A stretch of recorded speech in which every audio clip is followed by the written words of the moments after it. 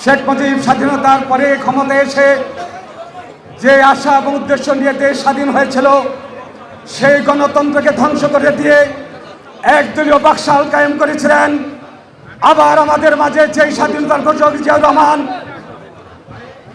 1975 সালের 7ই নভেম্বর গণতন্ত্রের জন্য আবির্ভূত হয়েছিলেন। ওই জিয়াউর রহমানের নেতৃত্বে বহুদলীয় গণতন্ত্র প্রতিষ্ঠা হয়েছিল। বাংলাদেশে আবার গণতন্ত্র পুনরুদ্ধার হয়েছিল।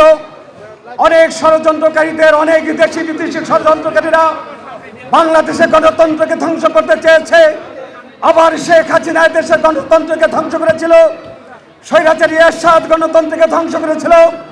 বেগম খালেদা জিয়া গণতন্ত্রকে উদ্ধারের জন্য আবার জিয়াউর রহমানের মতো আমাদের মাঝে ফিরে এসে গণতন্ত্রকে উদ্ধার করেছিলেন।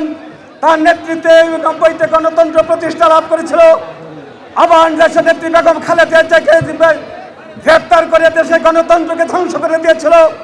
আবার যে পরিবারটি স্বাধীনতার ঘোষণা দিয়েছেন, সেই পরিবারের শেষ সদস্য তারেক রহমানের নেতৃত্বে বাংলাদেশে এই স্বৈরাচারী সরকারের বিরুদ্ধে গণতান্ত্রিক আন্দোলন প্রতিষ্ঠা করে দীর্ঘ 15 বছর আন্দোলন সংগ্রামের মধ্য দিয়ে গত 5ই আগস্ট বাংলাদেশের গণতন্ত্রের বিপ্লবের মধ্য দিয়ে স্বৈরাচারী হাসিনার পতন হয়েছে। শুধু পতন হয় নাই, হাসিনা পালিয়ে যেতে বাধ্য হয়েছে। আজকে বলতে চাই, যেমন করে তারেক রহমানের নেতৃত্বে গণতন্ত্র প্রতিষ্ঠার জন্য বাংলাদেশের মানুষ ঐক্যবদ্ধ হয়েছেন। আগামী দিনে এই তত্ত্বাবধায়ক সরকারের অধীনে নির্বাচন হবে। ওই নির্বাচনের মধ্য দিয়ে তারেক রহমানের নেতৃত্বে বাংলাদেশে গণতান্ত্রিক সরকার প্রতিষ্ঠিত হবে। আপনাদের কাছে ঐক্যবদ্ধ হতে হবে। অনেক দেশবিরোধী ষড়যন্ত্রকারীরা ওই ভারতে বসে ওই বাকশালী নেত্রী যিনি গণতন্ত্রকে হত্যা করেছেন, আমাদের প্রায় 6000 নেতা কর্মীকে হত্যা করেছেন স্বৈরাচারী শেখ হাসিনা। ভারতে বসে অনেক ষড়যন্ত্র করছেন। আজকে আপনাদেরকে খেয়াল রাখতে হবে, ওই নেত্রী যিনি, যার নেতৃত্বে গণতন্ত্র ধ্বংস হয়েছিল, যার নেতৃত্বে এদেশের মেহনতি মানুষের পুত্র সন্তানদেরকে হত্যা করেছিল, আবার সেই ষড়যন্ত্রই ওই ভারতের মাটিতে হচ্ছে। তাই তাদের উদ্দেশ্যে বলতে চাই, আমি আওয়ামী লীগের উদ্দেশ্যে বলতে চাই, বাংলাদেশ আর আওয়ামী লীগের অস্তিত্ব থাকবে না।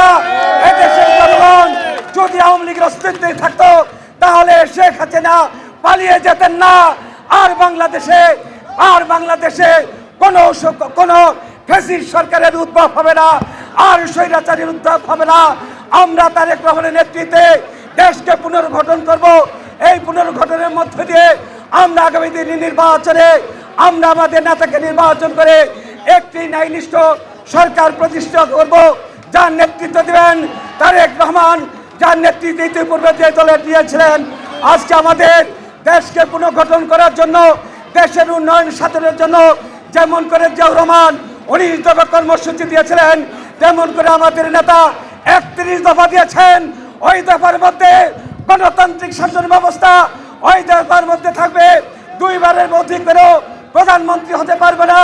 ওই গণতন্ত্রের ওই 21 দফার মধ্যে আছে কিভাবে গণতন্ত্রকে প্রতিষ্ঠিত করতে হবে, দেশের উন্নয়ন, আমাদের খাদ্যশস্য বৃদ্ধি করা, খাল খনন করা, চিকিৎসা ব্যবস্থা, যুবকদেরকে কর্মসংস্থানের ব্যবস্থা করা।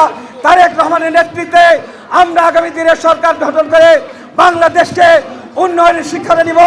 আপনারা দেখেছেন, যদি জিয়াউর রহমান সেই দিন ঘোষণা না দিতেন, এদেশ স্বাধীন হতো না। জিয়াউর রহমান যদি গণতন্ত্রের জন্য সেই দিন ঘোষণা না দিতেন, গণতন্ত্র প্রতিষ্ঠা হতো না। বন্ধুরা আমার, আপনাদের প্রতি অনুরোধ থাকবে, যেমন ঐক্যবদ্ধভাবে এই হাসিনাকে পতন ঘটিয়েছে, তেমন করে আমরা আগামী দিনে ঐক্যবদ্ধভাবে রাষ্ট্র ব্যবস্থা বা সরকার করব।